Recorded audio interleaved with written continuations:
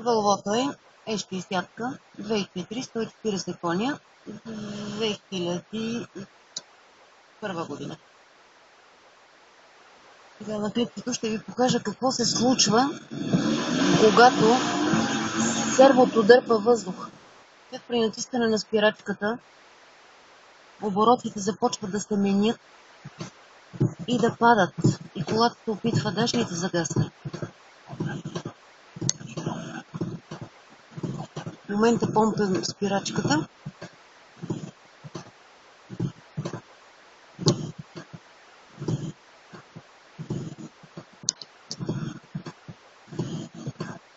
Забелязвате ли как стрелката пада?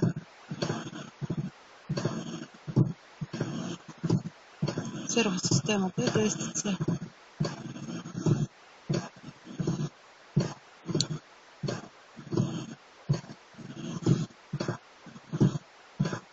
В момента скоростният лост е на неутрална позиция.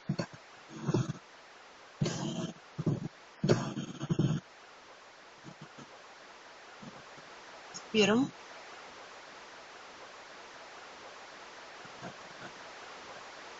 И оборотите се успокояват.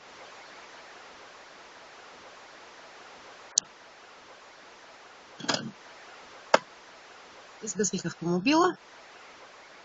Това е.